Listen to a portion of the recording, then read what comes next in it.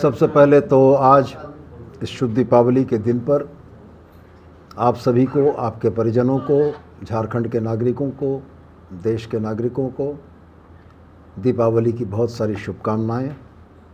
आज 20 नवंबर त्योहारों के वजह से भी महत्वपूर्ण है और बिहार में चल रहे चुनावों के वजह से भी महत्वपूर्ण है। बिहार में नामांकन की जो अंतिम तिथि थी वो अभी से थोड़ी देर पहले यानी 3 बजे समाप्त हो चुकी है। बिहार में चुनाव लड़ने वाले दलों की नामांकन की स्थिति लगभग स्पष्ट हो चुकी है। बहुत ही अफसोस के साथ झारखंड मुक्ति मोर्चा यह कहने को बाध्य है कि झारखंड मुक्ति मोर्चा बिहार विधानसभा के चुनाव में इस बार पार्टिसिपेंट नहीं है। हम चुनाव नहीं लड़ रहे हैं। ज़ाहिरा तौर पर एक राजनीतिक दल जो पड़ोसी राज्य में चुनाव नहीं लड़ रहा है तो इसके पीछे बहुत महत्वपूर्ण कारण होंगे, बहुत सी बातें होंगी। तो मैं आपसे यही कहना चाहूँगा कि बिहार के गठबंधन के अगुआ राजनीतिक दल की राजनीतिक धूर्तता ने झारखंड मुक्ति मोर्चा को यह नुकसान पहुंचाया। झारखंड मुक्ति मोर्चा के बिहार में चुनाव लड़ने की आकांक्षाओं पर पानी फेरा और बिहार प्रदेश में झारखंड मुक्ति मोर्चा के नेतृत्व में अपने लिए बेहतरी तलाशने वाली जनता के लिए भी एक धोखा किया। हम इस बात से बहुत आहत हैं कि राष्ट्रीय जनता दल के नेतृत्व ने गठबंधन में झारखंड मुक्ति मोर्चा की उचित भागीदारी को सुनिश्चित करने का कोई प्रयास नहीं किया और निश्चित रूप से राजनीतिक चालबाजियों और धूर्तताओं की वजह से जिस तरीके से आज यह परिस्थिति बनी कि झारखंड मुक्ति मोर्चा जैसा एक बड़ा राजनीतिक संगठन बिहार के चुनाव में भागीदारी नहीं कर पा रहा है, इसके लिए हम राष्ट्रीय जनता दल के नेतृत्व को पूर्णतया दोषी मानते हैं और साथ ही गठबंधन धर्म का पालन न करने के लिए मैं अपने सहयोगी कांग्रेस को भी इस बात के लिए दोषी मानता हूं कि अगर झारखंड में यह गठबंधन पूरी मजबूती के साथ चल रहा था तो बिहार के चुनाव में झारखंड मुक्ति मोर्चा की भागीदारी सुनिश्चित कराने का प्रयास कांग्रेस के तरफ से भी होना चाहिए था, जो शायद नहीं हुआ। और निश्चित रूप से चुनाव परिणाम क्या आएंगे ये तो भविष्य के गर्त में है, लेकिन जिस बिहार विधानसभा के चुनाव में झारखंड मुक्ति मोर्चा इंडिया गठबंधन का, महागठबंधन का एक मजबूत हिस्सा बनकर एक बेहतरीन परफॉर्मेंस कर सकता था, उसको राजनीतिक षड्यंत्रों के तहत इससे वंचित किया गया है और हम इसकी भर्त्सना करते हैं। बिहार में आप चुनाव लड़ेंगे या नहीं लड़ेंगे? जेएमएम लड़ेगी या नहीं? मैंने बहुत स्पष्ट कहा कि आज 20 तारीख 2 वजहों से महत्वपूर्ण है। पहला यह कि आज दीपावली है और दूसरा यह कि दूसरे चरण के नामांकन की तिथि 3 बजे समाप्त हो चुकी है और मैं आपके समक्ष पौन घंटे के बाद बैठा हूँ। जब नामांकन की तिथि समाप्त हो गई तो ये बहुत स्पष्ट है कि बिहार विधानसभा के चुनाव में झारखंड मुक्ति मोर्चा पार्टिसिपेंट नहीं है। कांग्रेस झारखंड में इसका क्या असर पड़ेगा? गठबंधन झारखंड में क्या इसका प्रभाव पड़ेगा? देखिए, गठबंधन धर्म का पालन करना किसी भी राजनीतिक संगठन के लिए बड़ा महत्वपूर्ण होता है। मैं बहुत स्पष्ट यह मानता हूँ कि गठबंधन 2 भाइयों के बीच का वह पारस्परिक समायोजन है जिसमें दोनों ही एक दूसरे के हितों का ख्याल रखते हैं। झारखंड मुक्ति मोर्चा ने 2015 के चुनावों में अपने सहयोगी दल राष्ट्रीय जनता दल की मदद करने के उद्देश्य से भी प्रयास किया। 2020 में राष्ट्रीय जनता दल और कांग्रेस के गठबंधन ने 3 सीटों का आश्वासन हम लोगों को दिया था, जो आखिरी समय में वह 3 सीटें इन लोगों ने राष्ट्रीय जनता दल, कांग्रेस और जदयू ने एक-एक करके बांट ली और झारखंड मुक्ति मोर्चा को धोखा मिला। हम अपनी बात अगर कहते हैं तो हमने बताया कि 2015 के चुनाव में भी हमने राजद को मदद की थी। 2019 के चुनाव में भी राजद हमारे गठबंधन का पार्ट था। 2019 के चुनाव में राजद का एकमात्र विधायक सत्यानंद भोक्ता जीते थे, जिसको गठबंधन धर्म का पालन करते हुए हेमंत सोरेन जी ने 5 वर्षों तक मंत्री बनाकर रखा। 2019 के चुनाव के बाद 2024 का चुनाव आया। 2024 के चुनाव में गठबंधन धर्म का पालन करने के लिए झारखंड मुक्ति मोर्चा ने कांग्रेस, राजद और वाम दलों को समायोजित किया। चुनाव के परिणामों के बाद सरकार बनाने की बारी आई तो 4 सीटें होने के बाद भी राजद को हम लोगों ने एक बर्थ दी, जो कि हमारे एक मंत्री हैं। मैं ये बातें तमाम इसलिए आपको दोहरा रहा हूँ कि झारखंड मुक्ति मोर्चा ने बड़ी सदाशयता के साथ गठबंधन धर्म का पालन किया। इसके बदले बिहार की राजनीति में 2025 में जो धोखा हम लोगों को मिला है, ये निश्चित रूप से झारखंडी भावना को आहत करने वाला है। और मैं आपके सामने बड़े स्पष्ट रूप से यह कहता हूँ कि झारखंडी चेतना को दिया हुआ धोखा झारखंड की मानसिकता और झारखंड के लोग नहीं भूलते हैं। हम निश्चित रूप से प्रतिकार करेंगे और हम निश्चित रूप से उनको यह बताएंगे कि झारखंड मुक्ति मोर्चा एक बड़ी ताकत है, इस देश के आदिवासियों की एक मजबूत आवाज़ है, और अगर इस देश के आदिवासियों की उस मजबूत आवाज़ को दबाने की कोशिश की गई है तो निश्चित रूप से इसका खामियाजा उन तमाम लोगों को भुगतना पड़ेगा। झारखंड में आरजेडी गठबंधन दल में अब रहेगा या नहीं रहेगा? पार्टी निश्चित रूप से आने वाले समय में महागठबंधन के राजनीतिक दलों के क्रियाकलाप के आधार पर समीक्षा करेगी और संगठन के प्लेटफॉर्म पर, पार्टी के प्लेटफॉर्म पर समीक्षा के उपरांत मुक्ति मोर्चा के राजनीतिक हितों के जो अनुकूल होगा उसके अनुरूप निर्णय करेगी।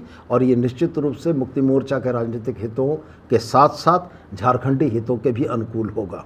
बिहार में क्या रोल रहेगा अब बिहार के चुनाव में? बिहार के चुनाव में झारखंड मुक्ति मोर्चा किसी भी तरीके से सक्रिय राजनीति में नहीं है। हम वहाँ के किसी भी राजनीतिक कार्यक्रमों में भागीदार नहीं हैं। क्या आरजेडी और कांग्रेस को सबक सिखाया जाएगा बिहार के चुनाव में? मैं यह स्पष्ट मानता हूँ कि अगर सक्रिय भागीदारी मेरी नहीं है तो वैसी स्थिति में झारखंड मुक्ति मोर्चा को चाहने वाले और जिस तबके का प्रतिनिधित्व झारखंड मुक्ति मोर्चा करता है वह मतदाता भी इस बात को बड़ी गंभीरता से देख रहे हैं कि किस तरीके का राजनीतिक छल का शिकार झारखंड मुक्ति मोर्चा को बनाया गया। इसका जवाब वहाँ की जनता देगी। और मैं पुनः दोहरा कर आपसे यह कहता हूँ कि पार्टी संगठन की तरफ से माननीय मुख्यमंत्री के निर्देश पर 7 तारीख को यानी 7 अक्टूबर को मैं पटना गया था अपने सहयोगी विनोद पांडे जी के साथ। हम 2 लोगों की इस टीम ने जाकर राष्ट्रीय जनता दल के शीर्ष नेतृत्व के साथ मुलाकात की थी। उस शीर्ष नेतृत्व के साथ 1 घंटे से ज़्यादा चली हुई वार्ता में बड़े सौहार्दपूर्ण तरीके से इन बातों का एक सहमति बनी थी कि झारखंड मुक्ति मोर्चा इंडिया गठबंधन का पार्ट है और झारखंड मुक्ति मोर्चा को समायोजित करने में कहीं से कोई कमी नहीं होगी। लेकिन 7 से लेकर 20 अक्टूबर तक के इन 13 या 14 दिनों के कार्यकलाप में राजनीतिक धूर्तता का जैसा परिचय दिया गया है ये निश्चित रूप से आहत करने वाला है। और हम इस बात को भी कतई नहीं भूले हैं कि राहुल गांधी जी, तेजस्वी जी की इस यात्रा के समापन में मनुहार और इसरार करके हेमंत सोरेन जी को बुलाया गया था और हेमंत सोरेन जी इंडिया गठबंधन के पार्ट होने के वजह से वहाँ गए थे। और अगर अभी बदले हुए क्रम में, बदली हुई परिस्थितियों में इस तरीके का बर्ताव हुआ है तो निश्चित रूप से इसका फलाफल उन तमाम ताकतों को भी भुगतना पड़ेगा जिन लोगों ने झारखंड मुक्ति मोर्चा के आत्मसम्मान को आहत किया है। बातचीत में आखिर ब्रेक कहाँ लगा? मैंने बहुत स्पष्ट आपसे कहा कि यह राजनीतिक धूर्तता थी। सीट शेयरिंग में जेएमएम का ज़्यादा डिमांड था और वो पूरा नहीं होने के कारण क्या नहीं, मामला अटका है? नहीं, कितने सीटों की मांग? वास्तव में परिस्थितियां यही बनी थीं कि तेजस्वी जी ने मुझसे पूछा कि आपके पास किन सीटों पर लड़ने का विचार है। हमने बहुत स्पष्ट उनसे कहा कि विगत 3 चुनावों से झारखंड मुक्ति मोर्चा ने बिहार में चुनाव नहीं लड़ा है। 2015 के चुनाव में राजद को मदद पहुंचाने के उद्देश्य से राजद के द्वारा बताई गई सीटों पर हम लोगों ने कैंडिडेट उतारे थे। 2020 के चुनाव में हमने स्पष्ट बताया कि 3 सीटों को देने की सहमति बनी थी जिसको आखिरी समय में बदल दिया गया। हमने तेजस्वी जी को 28 वैसी सीटें बताईं जिन सीटों पर बिहार में ट्राइबल वोटर्स सिग्निफिकेंट हैं। हमने उनको बताया कि इन 28 सीटों में से 22 सीटें आप हारे हैं और एक मार्जिनल छोटे से अंतर से हारे हैं। हम लोगों ने उनको यह समझाया था कि झारखंड मुक्ति मोर्चा आपके गठबंधन का जब यहाँ पार्ट होगा तो वैसी स्थिति में जो एसटी मतदाताओं का रुझान एनडीए की तरफ है उसको हम लोग इंडिया गठबंधन की तरफ लाने में कामयाब होंगे और निश्चित रूप से सीटों के कन्वर्जन में झारखंड मुक्ति मोर्चा की एक बड़ी भूमिका होगी। हमें भी इस बात का आश्वासन मिला कि वो हमारे नेता हेमंत सोरेन जी से बात कर लेंगे और ये बात करने का सिलसिला, यह प्रक्रिया लगातार चलती रही। कभी कांग्रेस से गठबंधन की बातें आती थीं कि उनसे बात चल रही है, इसके बाद आपसे बात हो जाएगी। कभी वीआईपी पार्टी के सहनी जी की बात चलती रही, कभी लेफ्ट पार्टीज़ की बात चलती रही, कभी इंडिया इंक्लूसिव पार्टी के नाम से एक नई पार्टी जिसका नाम शायद आप भी नहीं जानते होंगे, उसको भी एकोमोडेट करने की बात चलती रही। लेकिन बड़ा दुर्भाग्यपूर्ण यह रहा कि जिस इंडिया गठबंधन का एक मजबूत भागीदार झारखंड मुक्ति मोर्चा है, उसके दावों को खारिज किया गया। और इसमें मैंने स्पष्ट कहा आपको कि मैं राजद को जितना दोषी मानता हूं, मैं यह भी दोषी मानता हूं कि कांग्रेस की भी इसमें भूमिका रही है।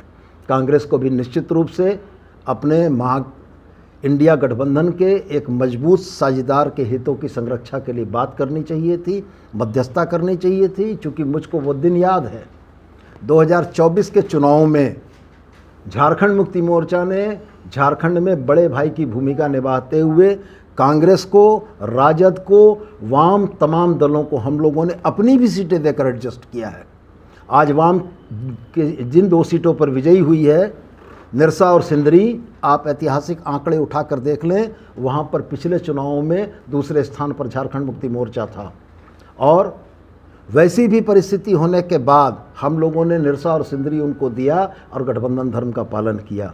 राजद के साथ भी हम लोगों ने गठबंधन धर्म का पालन किया। इसलिए हमारी यह पीड़ा है कि जिस तरीके से राजनीतिक धूर्तता का परिचय देते हुए समय को किल कराया गया, ये बड़ा दुर्भाग्यपूर्ण है और इसका असर महागठबंधन की बिहार झारखंड की राजनीति पर निश्चित पड़ेगा। मतलब कांग्रेस से भी समीक्षा करेंगे रिश्तों की। देखिए, बिहार चुनाव में कहीं गठबंधन दिख रहा है क्या? आरजेडी अपना उम्मीदवार भी उन सीटों से उतार रही है जहां से कांग्रेस लड़ रहा है। देखिए, कांग्रेस का जहां तक सवाल है, हमारी शिकायत कांग्रेस से एक ही बात की है कि इस गठबंधन के एक मजबूत भागीदार की राजनीतिक भूमिका तय कराने में कांग्रेस ने अपने तरफ से कोई एफर्ट नहीं किया, जबकि ये उनका भी दायित्व बनता था कि वो झारखंड मुक्ति मोर्चा की राजनीतिक भागीदारी सुनिश्चित करने के लिए अपने स्तर से भी पहल करते।